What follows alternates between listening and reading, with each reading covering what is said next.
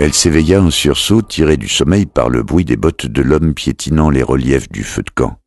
« Tu ferais mieux de manger quelque chose. » Il hocha la tête en direction de la besace. « Nous avons beaucoup de route à faire aujourd'hui. » Elle engloutit 2 galettes d'avoine et but de l'eau à sa gourde. Elle considérait la faim comme une vieille amie, une camarade qui, de si loin qu'elle s'en souvienne, lui avait toujours tenu compagnie. L'amour du père est l'unique subsistance dont les fervents véritables ont besoin, avait déclaré le prêtre la première fois qu'il lui avait fait passer la nuit dehors dans le froid.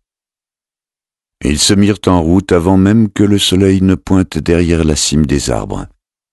Avec ses longues foulées égales, Alsorna instaura dès les premiers mètres une allure exténuante. « Pourquoi ne pas avoir acheté un cheval à l'ancrage ?» l'interrogea-t-elle. « Les nobles ne vont-ils pas toujours en selle ?»« Ma bourse me permet à peine de manger, alors une monture, » répondit-il. « De plus, un homme à pied attire moins l'attention. » Pourquoi tous ces efforts pour se cacher de son propre peuple se demanda-t-elle. À la simple mention de son nom, tout l'ancrage aurait fait pleuvoir des monceaux d'or sur sa tête et lui aurait offert le meilleur étalon de la ville. Mais il se cachait pourtant. Chaque fois qu'un chariot les croisait en brinque-ballant, Alsorna détournait le regard et resserrait sa capuche. « J'ignore ce qu'il est venu chercher en revenant au pays, » jugea-t-elle, « mais ce n'est pas la gloire. »« Tu te débrouilles avec ce poignard, » dit-il alors qu'il marquait une pause près d'une borne routière. « Pas suffisamment, » grommela-t-elle. « Pour ça, il te faut de l'entraînement. » Elle se contenta de mâcher une galette d'avoine en silence. « À ton âge, je n'aurais pas manqué ma cible. » Loin de se vanter, il ne faisait qu'exposer un fait. « Parce que ton ordre impie t'a traité comme un chien et t'a enseigné la mort. » À sa grande surprise, il éclata de rire. « Tout à fait. Et sinon, quelle autre arme manies-tu » Elle secouait la tête, la mine renfrognée, réticente à l'idée de lui fournir plus d'informations que nécessaire. « L'arc, sans doute, » insista-t-il. « Tous les Cumbraéliens savent tirer à l'arc. »« Eh bien, pas moi, » lâcha-t-elle. C'était la vérité.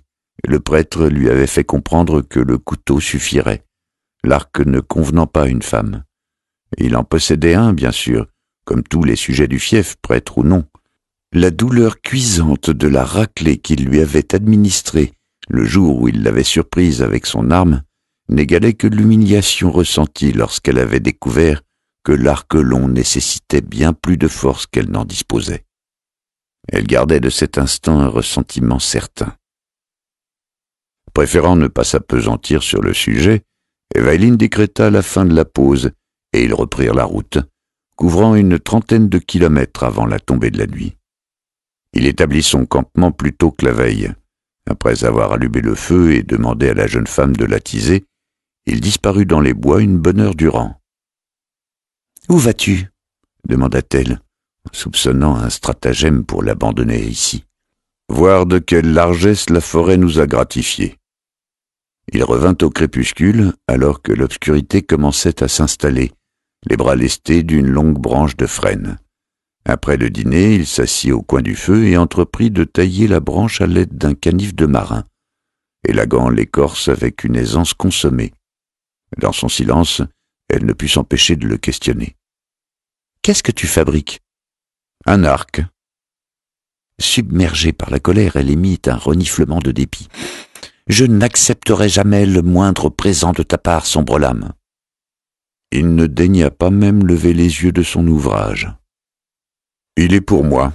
Nous allons bientôt devoir chasser, et si nous voulons de la viande. » Il travailla sur son arc les 2 nuits suivantes, affilant les extrémités et sculptant le centre avec une courbe aplatie d'un côté.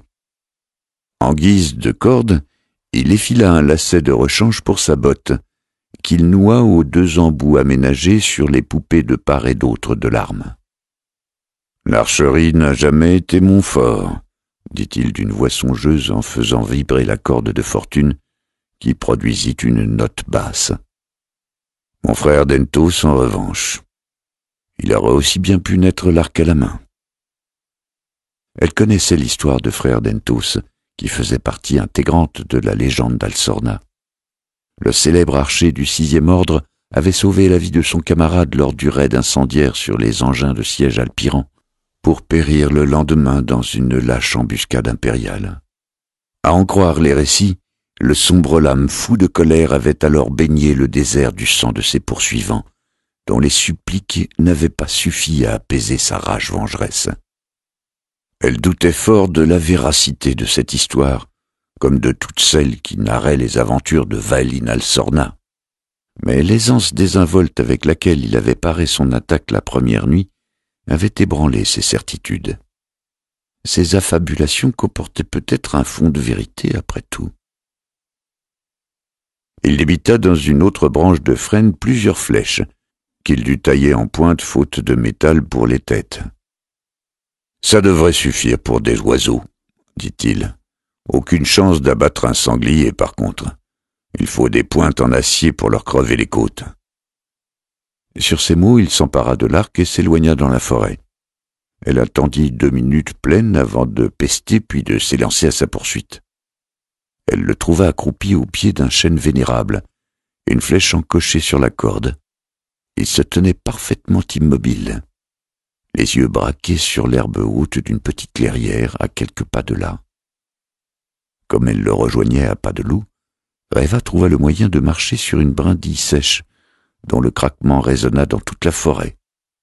3 faisans surgirent alors d'entre les brins d'herbe, leurs ailes fouettant l'air avec force tandis qu'ils s'élevaient vers le ciel. La corde d'Alsorna claqua, et l'un des oiseaux retomba au sol dans une traînée de plumes. Avant d'aller cueillir son gibier, le chasseur adressa à sa compagne un regard teinté de légers reproches. « L'archerie n'est pas mon fort, songea-t-elle, sale menteur. » À son réveil le lendemain matin, elle se trouvait seule dans le campement. Si le sombre lame était sans doute parti chasser une fois encore, il avait délaissé son arc, qui reposait contre le tronc d'un arbre effondré. Reva éprouvait au ventre une curieuse sensation, comme un poids inconnu pesant sur ses entrailles. Au bout d'un moment, elle finit par comprendre que pour la toute première fois de sa vie, elle s'éveillait repue. Alsorna avait embroché et rôti le faisan la veille au soir, avant d'assaisonner sa chair de thym et de citron. Elle s'était jetée sur sa part avec appétit, le menton dégoulinant de graisse. Tandis qu'elle bafferait, elle l'avait surpris en train de sourire et s'en était offusquée. Elle lui avait jeté un regard noir, s'était détournée, mais n'avait pas cessé de s'empiffrer. Son regard s'attarda longuement sur l'arc. Il était plus court et plus fin que cet arc long de malheur qu'il avait nargué tant d'années durant, et certainement plus facile à manier. Après un coup d'œil sur les environs, elle s'en saisit, glana une flèche dans le carquois d'appoint tressé par Alsorna avec de longs brins d'herbe et l'encocha. L'arme, vive et légère, facilitait sa prise en main. En quête d'une cible, elle finit par arrêter son choix sur le tronc étroit d'un bouleau situé à une dizaine de mètres du bivouac. La corde, plus facile à bander qu'elle ne l'avait escompté, elle lui remémora les longues heures passées à s'entraîner en vain sur l'arc long du prêtre. Mais elle parvint malgré tout à la ramener jusqu'à ses lèvres avant de la relâcher. La flèche fila dans les airs, ricocha sur le côté du bouleau et disparut dans un buisson de fougères. « Pas mal !» Alsorna émergea à grands pas d'entre les broussailles, un tas de champignons fraîchement cueillis nichés dans les replis de sa cape. Reva lui lança l'arc, se laissa glisser au sol et tira son poignard. « Mal équilibré !» grommela-t-elle, « m'a fait dévier mon tir. » Elle empoigna alors les cheveux qui lui tombaient sur la nuque pour se livrer à son rituel de coupe hebdomadaire. « Ne fais pas ça, » lui conseilla Alsorna. « Tu es censé jouer le rôle de ma sœur et les femmes azraélines portent les cheveux longs. » Les azraélines ne sont qu'un ramassis de pain bêche et cervelé. D'un air de défi, elle se coupa une poignée de cheveux et les laissa volter au sol. Alsorna poussa un soupir. « Bah, je n'aurais qu'à prétendre que tu es simple d'esprit. Déjà toute petite, tu avais l'habitude de te couper les cheveux. Une sale manie dont notre pauvre mère n'a jamais réussi à te débarrasser. Je te l'interdis !» Comme elle le foudroyait du regard, il riposta par un sourire goguenard. Mâchoire serrée, elle rengaina son poignard dans son fourreau et tourna la tête quand il vint déposer l'arc et le carquois près d'elle. « Garde-le, je vais m'en tailler un autre. »